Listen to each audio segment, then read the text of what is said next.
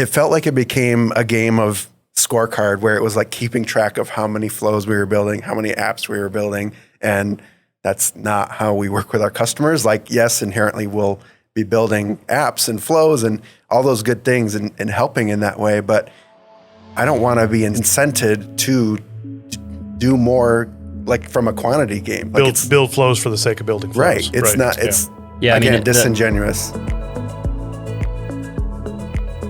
Hey everyone, welcome back to Make Others Successful, a podcast where we aim to make you successful in your workplace and then make others successful and others successful and on and on and on. I'm joined with Matt and Mike here today. My name is Mitch, by the way.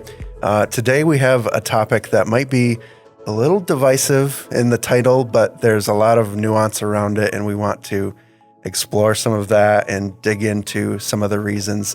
But the topic is why we are no longer a Microsoft partner. So we still do Microsoft work. We love Microsoft. We love their tools, and we help a lot of organizations use them. But we're not a Microsoft partner anymore, and we were before. That's not to say we won't ever be, or things might not change in the future. But today, as of right now, we have chosen not to, and we want to dig into why and just have a conversation around that. So before we go into those reasons, why don't we share a little bit about like what is a Microsoft partnership and like why might someone want one, just to fill someone in who might not know. Well, let's be really specific. Why did we become a Microsoft partner in the first place, right? Yeah. So the Microsoft Partnership Program is a program for Microsoft for them to identify and recognize individuals who are experts in their technology and is a way for them to identify partners that they can recommend to customers, and is a way for you to get a bunch of support from Microsoft, basically. And that means software. You know, you're talking thousands of dollars of software. You're talking about sales resources, so guides and branding and this type of thing. Support tickets that you can, open with Microsoft and potentially get support from them. Etc. Like there's lots of things that you can get from them. Specific to us, the reason we became a Microsoft partner is primarily to save money. The software packages that we're buying, we had a small number of people at the time, 4 or 5 people, and between, Office 365 subscriptions, developer tools subscriptions, etc., especially when it came to developer tools, you got a very significant discount. And at the time, all you really had to do was have a couple people certified, and that's it. Microsoft also wanted some recommendations from customers, but it was, customers love us. Like we can, that's not a huge deal. So it's not a big lift for us to do, and the value was there. And again, how it used to work is, because part of the story is about the change. So how it used to work is you paid a certain amount for the subscription. You had what were called competencies, which is that you have certifications in a particular area or multiple areas. And that when you get enough things in the right buckets, it gets you the ability to be certified. And we were certified silver. So there's multiple levels. There's gold and there's silver. And we were certified as a silver partner. As that partner, we did it for 3-4 years, I think. We really, truly only benefited from the software end of things. So one of the other reasons that people or organizations become a partner is because it cozies you up to Microsoft, and Microsoft will use partners as go-to vendors for large implementations for some of their strategic clients. And we have worked for other companies in the past where we have been involved through that mechanism or through that channel. But we really, in our circumstances, we weren't taking advantage of that at all, really. Well, so the way that works, just to give some more detail to people, primarily Microsoft has funding. There's a bunch of different ways, but Microsoft has funding that they can spend on customers, premier customers primarily, large customers, where they say, if you're going to adopt this technology, which is going to result in subscriptions and payments to Microsoft, we'll put in $50,000, $100,000 on a project to help you implement that or to get that going. And when they do that, they only can select gold level partners in a lot of those cases, right? Sometimes you could do a silver depending on the size and blah, blah, blah. But a lot of times if they're going to spend their money, they want a gold certified partner. And so that money is available to that pool of people. And so what happens there is a salesperson or someone else at Microsoft identifies a need. They go and find either a local partner, a partner that other people would recommend to them, and they say, hey, we're going to engage. And then they present to the customer, and then the customer comes back and says, yes, I like it. And then Microsoft ends up paying the partners, ultimately what happens. But that funding is one way. The other way is, when a Microsoft salesperson is working with a customer, they might go look online in their suite of people and look for a gold certified partner in their area for their customer that says, you should work with these people, right? That's largely when you talk about cozying up. That's what our experience has been. Like I've done work under a consulting agency for Microsoft. Microsoft either consulting services or Microsoft as this funding option. We're pretty familiar with how some of that stuff works, and it can be a benefit. I mean, you can be talking about hundreds of thousands of dollars in business, and then assuming the customer likes what you did for them, you could be talking about even more, a long-term relationship with the customer. Cool. So I think that sets a good premise of what Microsoft partnership is, what it means for someone who might pursue it. But it didn't make sense for us. And so let's dig into a couple of the reasons why we have decided to not re-up on our partnership. Yep. The first one is we don't necessarily like the work that it brings, or maybe the arrangement that we would have to work under in order to take the work that we would get from Microsoft, right? Yeah, so I would use the word first, and I want to be really clear. I don't know that any of these are in like any order of priority or preference for us. This decision for us not to be one is a culmination of probably a lot of different things. Yep. So just to set the stage with that, but the one that you're talking about in particular, we talked a little bit about how that arrangement works, how you get business from Microsoft. A lot of that work, how that work works is Microsoft has already worked with the customer and identified a potential solution. They need somebody who knows the technology to deliver that solution. Very infrequently are they bringing you in to have a holistic view of a customer and propose a solution for that customer or work with that customer to identify something. There's lots of reasons for that. Like it's not a knock on Microsoft. It's a function of how that relationship all works. Like you're talking about a salesperson or a contact within Microsoft who is technology focused and technology, their ecosystem is their thing that they're working with, and a customer who is engaging with them to find a partner that would be doing something else. That's a really awkward arrangement to sit there and say, hey, I'm not sure that this is the right solution. Let's go back and talk about this holistically about like, what are you trying to do? And let's reset. It creates like a cart before the horse situation sometimes. Yeah. Cart before the horse, but also the person who's coming in and defining that solution in the first place isn't really on the hook for implementing it. And so then the implementer comes along and says, whoa, what did I get myself into? Yeah. Right.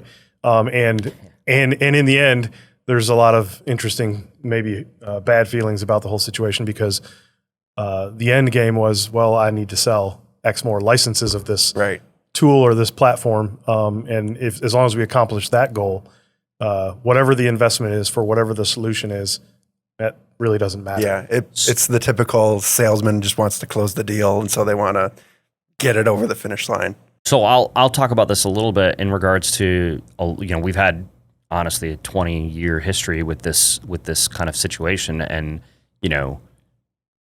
today's Microsoft I think is significantly better in that regard, mostly because the way they're doing everything is by subscription and by change in licensing. So I think it has changed the game a little bit about how they work with that. And so I don't think it is still a problem. It's not necessarily as big of a problem as it once was. I would tell you that I have been on projects where a technology was sold as the end all be all, and by the time someone like me gets involved from an implementation perspective, you pretty much can't go back. Like, somebody's already agreed, Microsoft's already paying the bill, the customer has an outcome. If you don't deliver on the outcome, Microsoft's not going to pay your organization because the customer's not happy, and the customer doesn't know what they were really asking for, and Microsoft, or I say Microsoft, but someone in the sales process identified this technology as being the right solution, and it's not the right solution. And so you bend and contort the technology to fit their need because you need to make them happy, when what you really want to say is, this is a bad idea, you should use something else, right? And even if that's another Microsoft technology, right? Like, I have been on several SharePoint implementation projects where the right solution would have been a custom dev project, but you couldn't do it because it was defined as being a SharePoint engagement. Yep. Yeah, that sets up incredible misalignment from the front end to the back end, right? And we've seen it go sideways a lot. And the last thing I'll say is that most of the time, those projects are the other piece of it. We can talk about, like, we don't like that type of work. Many times they're just looking for hands to do the things that they want to do. And the rates for doing hands work like that aren't in alignment with what we do, right? We don't have a suite of, we don't use offshore developers.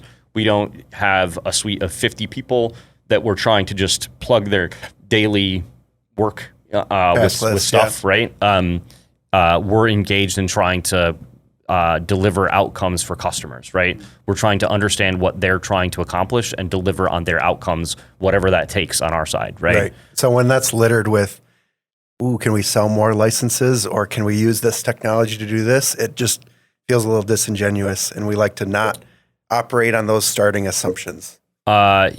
Yes. The big thing that I would say is, when it is to make this happen, we need to migrate 50,000 mailboxes. I don't have someone that I'm just going to sit down and say, you're going to migrate 50,000 mailboxes for, $300 an hour, because that's what they're willing to do. And we're not in the business of just subcontracting out somebody that's just going to do that. That's just not what we do.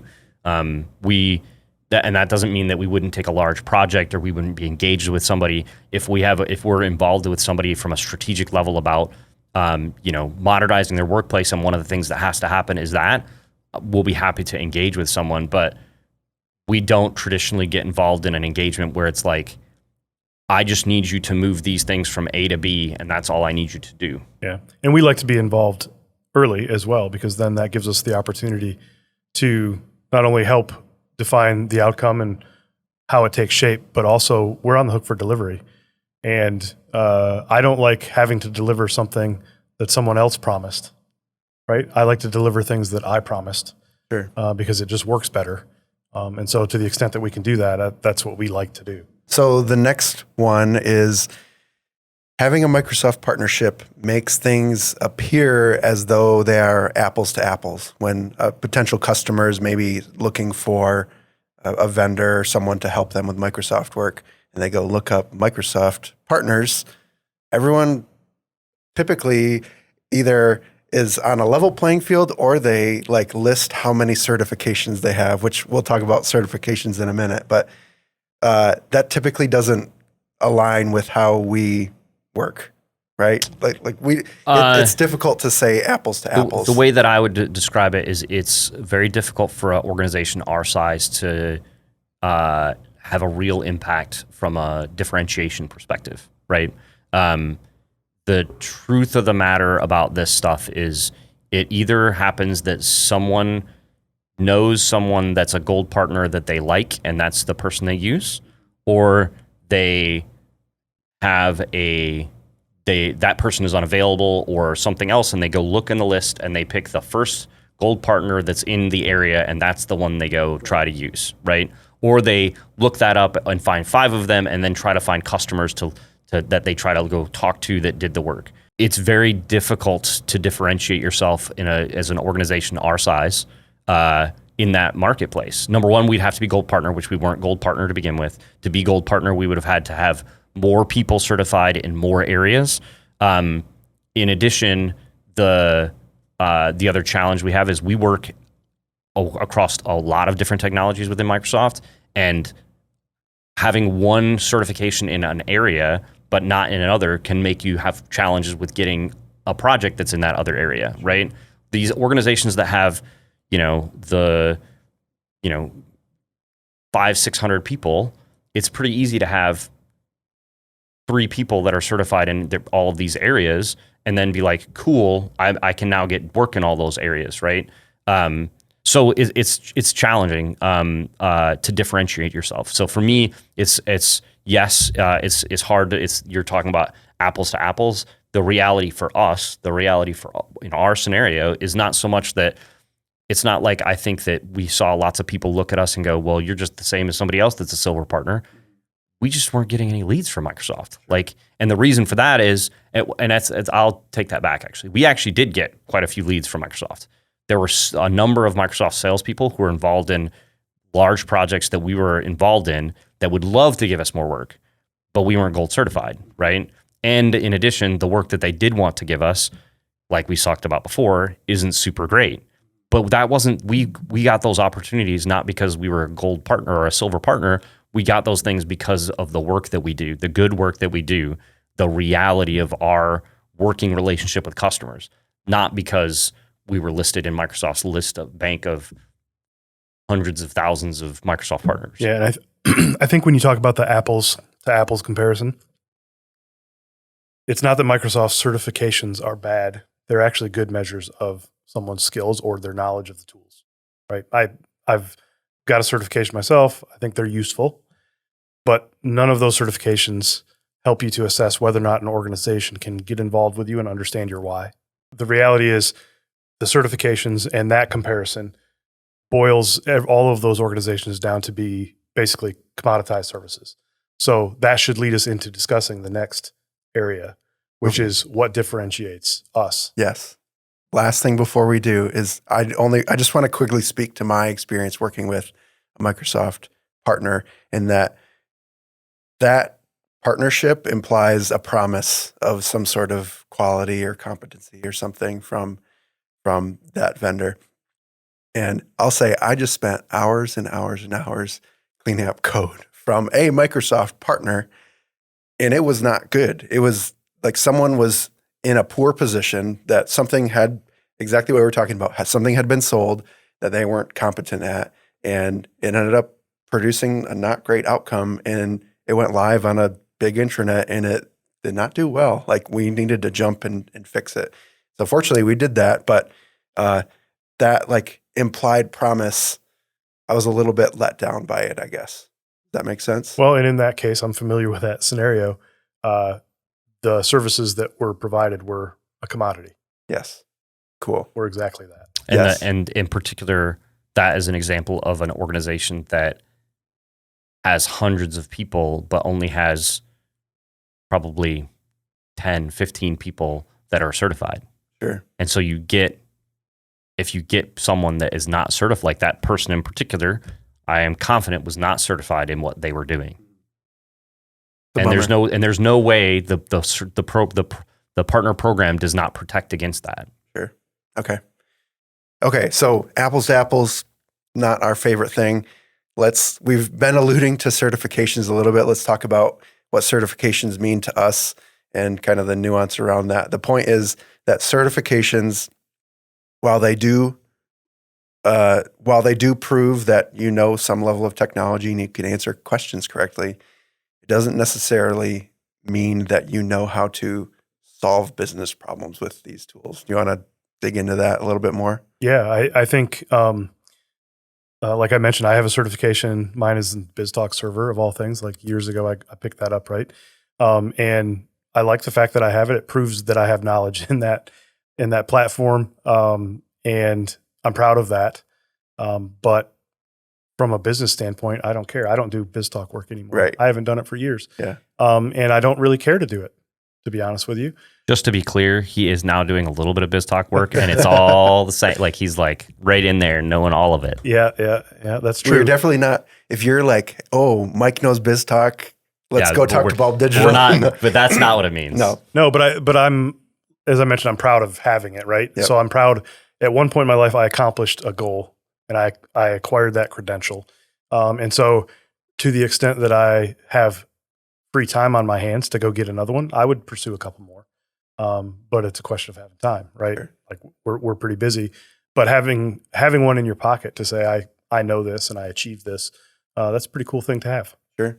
Yeah, we were proud of like our delivery lead. She got Scrum Master certified. Right. And that like that, having those couple SCM, is it SCM? Yeah. Yeah. Yeah. Yep. After your name is cool. Like it makes you feel good, like because you know your stuff and it's a public display of that of sorts. So, Right. yeah, any other thoughts on? I know you have lots of thoughts Are on we- certifications. We're talking about certification now, right? Yeah. Yeah. So, I mean, the reality is certifications are hugely valuable for an individual and for someone who is looking to hire an individual. Sure. At an organization, it loses some of its value because the question becomes, am I working with the person that's certified at your organization, right? And when you get into that game, it gets into, well, now I need a project that tells me who's going to be on the project, right? Great, I have a project that I'm having. I have 5 people on it, and they're all certified. But now that company is being penalized because they can't use any of their other employees that aren't certified yet. And now I got to get all of them certified. And oh, by the way, my certifications go out every 3 years, and they've got to get recertified. And they really, if they're a multi-talented individual and they're doing work on 7 different products, they need to be certified in all 7 different things. And guess what? They're going to be doing nothing but certifying the whole time they're here, right? It's a challenge. As Mike said, I think there's a place for certifications. I would recommend people who are technical people looking to get into the space and prove that they have the knowledge. Like I've not worked in that space before, but I want to be able to prove it. A certification is a great way to do it. As it relates to companies and companies working with each other, certifications is only one piece of it. Like what you said, the why behind it is also like Microsoft has certifications that actually talk a little bit to that. They've added, that's an area that they've identified as a problem. And over the last probably 3-5 years, they've added certifications that get into, more business analyst style roles. But then you need somebody that's certified in that, right? Like, great, you're a gold partner. That's awesome. And you're gold partner in SharePoint. That's awesome. But you don't have anybody that's certified in, functional, I forget what they call it, but there's another certification for like business analyst style stuff, right? So then I need both. Like I don't, it's very difficult to have that conversation. And what matters more for us and what matters, I think, more to our customers is that we as a business stand behind what the engagements that we put in place and the outcomes that we're committed to. Like what matters to our customers is the outcomes that we're going to give to them by implementing technology and implementing our thought leadership in how to go about implementing that technology for them. I think the one other thing I would say in recognizing that certifications are beneficial from a personal standpoint is that if you're an organization and you're thinking about maintaining or holding on to some sort of partnership with Microsoft Gold certified or whatever that is, you have to realize that, well, those certifications are personal and they're tied to the individual. And if that's something you want to pursue, now you have to build into your recruiting strategy the ability to maintain and hold on to a certain number and level of certified people, right? In the right things in order for you to maintain that partnership. And that's extremely difficult to do in today's world where people are moving around so much. It's very difficult for us to do because we're such a small organization, right? It's not like we have tons of people where we can, have a bench of people and have an overabundance of certified people, right? So that's a very difficult thing to manage. And that's one of the reasons that it was difficult for us. Especially if you're not good at taking tests. Quite frankly, I'm not great at taking tests. I'm not good at memorizing stuff. I'm good at figuring stuff out. I am not good at memorizing stuff, especially in the context of a test. And so, this is a test. Like a certification is a test.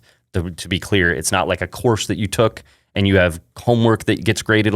You have a hour and a half long proctored test. and with multiple choice questions and multiple choice questions, and like that's what it is. And so people who are really good at taking tests will get certified no problem. Like it's really easy for them.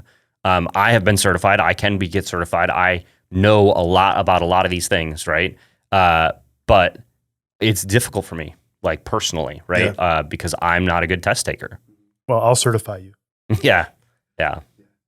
Bulb digital stamp of approval. Okay, so certifications, good in certain contexts, not necessarily from a deliverable outcome perspective Well, outside of those couple that you were talking about. So let's bring it back to us, right? Because this is about us, right? For us, probably the most relevant people to get certified would be us. I already said I'm not good at taking tests. I do have certifications. Several of them have lapsed over the course of time. So you don't really have certifications. Yeah, then. currently I am not certified in anything. And it would be a big burden to our business for me to go spend that time. Yeah. Like we are spending time on our thought leadership in spaces, and that is where my time is best spent today. If I could hire 5 people that were certified that also met the bulb standard of employees, I would hire them and we would have that problem solved, right? Our problem is that's not who's available to us to come work for us right now. We don't have those people available to us as an option to be brought in and work. So I think that goes to say at one point we had a few people that were certified. Yep. And that was great because we had them learn about something and prove that they could do it. And it was educational and some sort of like training aspect went into it, and that was good. But then they changed the criteria for becoming a partner. And that goes to our last point, which is they changed the criteria from just having partnerships or just having certifications and paying money. Can you explain? Yeah, so I mean, there was a number of things. Certifications was one thing. Another piece was, and there's multiple ways. It's a complex system, so it's not like there's any one thing. But for us in particular, we had to have certifications in a particular area. You had to pay the money, and then you usually you have to have some sort of recommendation from customers, which is all well and good. But Microsoft's problem with that is that what are you as a partner doing for Microsoft? Like, what value are they getting out of your work as a partner? How can they gauge and do a better job of judging what's going on, right? And their solution to that problem was to say, everybody's going to the cloud, you need to be a partner of record for a particular thing. Being a partner of record means that you're tied to a number of seats and they can track the growth of that. So for example, if we get tied to a partner as a partner of record in SharePoint for a customer, or in Power Platform for a customer, and that customer goes from having 0 licenses to having 500 licenses, that reflects well on me, right? According to But- Microsoft. I mean, it does. Like, from a Microsoft perspective, I am engaging their end users and giving them presumably an experience that they are enjoying and using. Or you're just a right? good sales guy. Uh, I'm playing devil's advocate a little bit. In the world where you have cloud services that people are paying month to month, it's very easy for a customer to say, it is no longer valuable for me and I'm not going to buy it anymore, which would also reflect poorly on me, Yes. right? Like, it's not the same as it was before where I signed somebody in for a 5-year contract. For everybody I'm trying to get on a 5-year contract to do this thing. It's much more, if I have these people and I see the growth, I must be doing something good for that customer.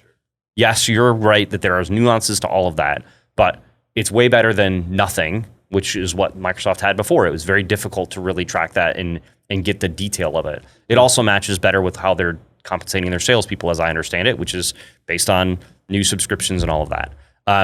But that change creates a situation where you as a partner have to be asking customers to put you in their system as a partner of record, which can be a very weird thing to do, number one.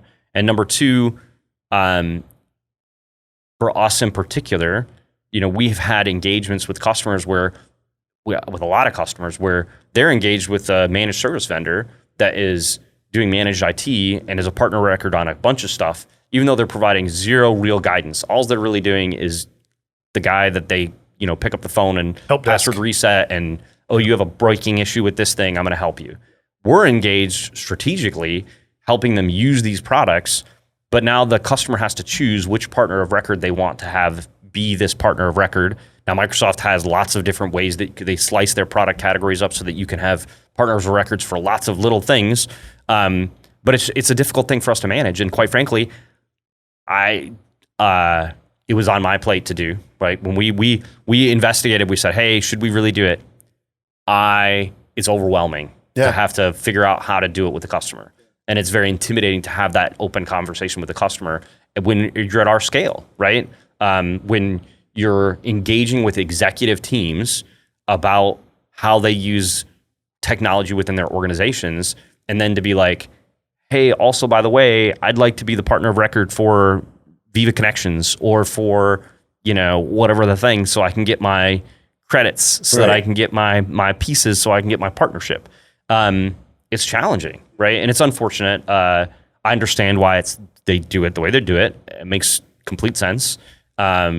I wish there was a different way. I wish there wasn't so much onus on the customer, but honestly, that's part of the point.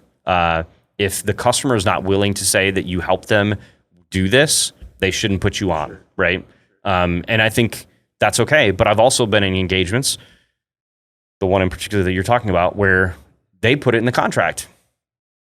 In order for us to do the work, you have to put us down as the partner of record, which creates, again, it created, in that particular case, a very awkward situation where for months, the vendor was like, I need you to do this, I need you to do this.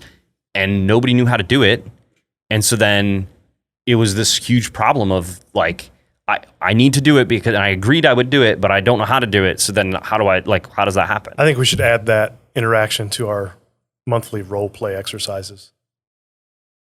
Asking someone to put you in as the partner of record. So I'll be really clear. You say that, everybody's laughing, but it's no different than when we ask for recommendations. Like, it's from a concept perspective. Like, there are differences in the details, but the intent is very similar. If somebody is willing to take the step to figure out how to make this happen and make it happen for you, they like you. And if they like you, that means I might want to use you again for another customer because you had a good outcome with this customer. Like that's part of the intent, right? It's not the only intent. It's not the only situation that's going on. But, when you talk about adding it to our monthly role play, we should probably add, which we haven't talked about, but this is side topic now, bulb conversation. We probably should add a role play about asking people for recommendations and to giving us feedback. You know what I'm going to do? Because we're not good at it. This is what I'm going to do. I'm going to get us added as partner of record to all of the customers that I'm working with. And then that roadblock will be eliminated. And the only roadblock to our gold partnership will be your lack of certification. My lack of certification. Yeah, right. So if you were to do that, we would probably solve the certification. Like back to the thing we talked about originally, I don't think it's any one of these things that we talked about it's not like any one of them is so bad that we would never do it. It's a culmination of all of these things. It's more difficult to manage than it used to be. Yeah. For us, for a company our size, like I know several companies, they have a Microsoft partner manager, like that just manages the relationship with Microsoft because Microsoft is a big way that they get business. And that's okay. There's nothing wrong with that. It's not the reality for us, right? If we were if we had been able to figure out some of the engagements that we've talked about in the past, and it was the right fit and the right type of relationship and everything else, we'd probably bend over backwards to make it happen because I'd want to keep using, like being in that engagement. We just haven't had that success. And so when you think about the cost of licenses, et cetera, versus the rest of the things, and if that's the only benefit we're getting, really. So think about that scenario where you just rewrote a bunch of code, Mitch. If we had been gold certified at that time, we would have been in line to write that the first time, and it would have been done right the first time. Shoot. Yeah. Yeah. And it would have been a better outcome for everyone. True.